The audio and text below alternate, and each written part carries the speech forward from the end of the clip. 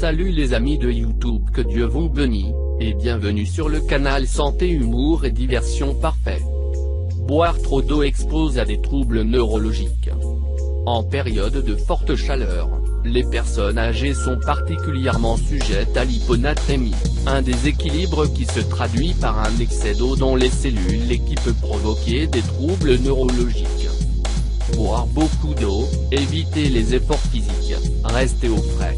En période de canicule, personne ne peut passer à côté de ces conseils, qui semblent d'ailleurs plutôt bien assimilés par les Français. Peut-être même un peu trop. Selon la ministre de la Santé Agnès Buzyn, un quart des personnes âgées admises aux urgences pendant la vague de chaleur qui a envahi la France ces derniers jours présentaient une hyponatrémie. Ce trouble, lié à un taux de sodium dans l'organisme trop faible, peut se produire si l'on boit plus de 3 ou 4 litres d'eau par jour. Avec à la clé un risque de confusion mentale qui peut perdurer. Pour que notre organisme fonctionne correctement, l'eau, qui représente environ 60% du poids du corps, environ 50% chez les personnes âgées, doit se répartir de la façon suivante: les 2 tiers doivent se trouver à l'intérieur de nos cellules et 1 tiers doit être à l'extérieur, c'est-à-dire dans le sang et le liquide interstitiel, qui remplit l'espace entre les cellules et les vaisseaux sanguins. Un équilibre subtil.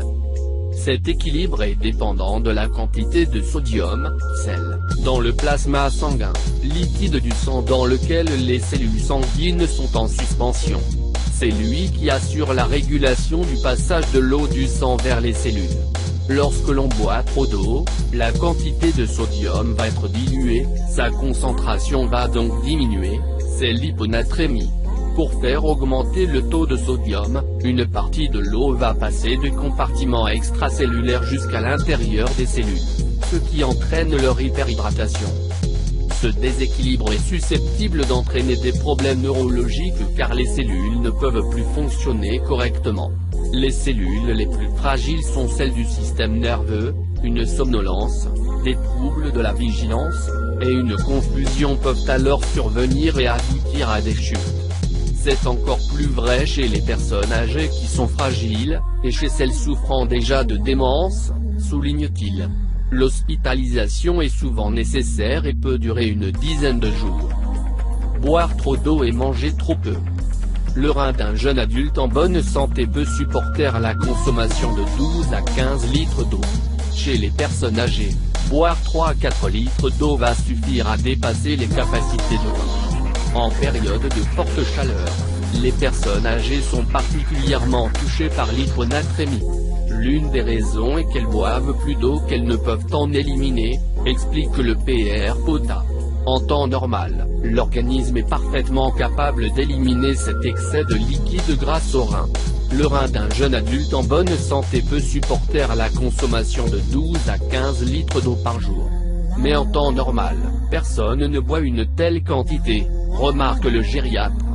Mais chez les sujets âgés, le vieillissement des reins rend ces organes bien moins performants. Consommer 3 à 4 litres d'eau va suffire à dépasser les capacités de leurs reins, souligne-t-il. Sans compter qu'avec l'âge, la transpiration ne fonctionne plus. Et si à cet excès d'hydratation s'ajoutent des carences en sel ou en protéines, comme cela peut arriver quand on ne mange pas suffisamment, cela accélère encore le phénomène. Ces carences peuvent aussi être liées à des pathologies, ajoute le Pr Pota.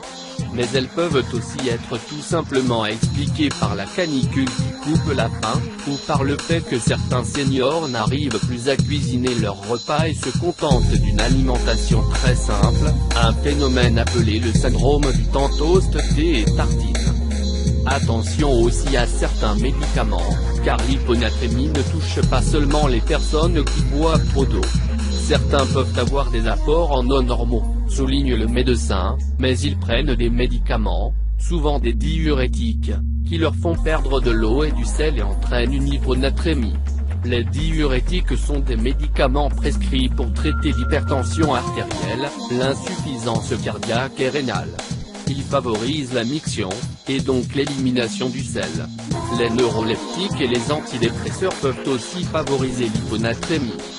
Pour éviter ce déséquilibre, Il faut donc maintenir une alimentation équilibrée et suffisante, conseille le ministère de la Santé.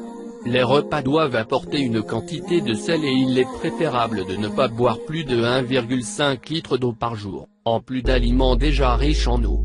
Merci d'avoir regardé cette vidéo et n'oublie pas de les partager.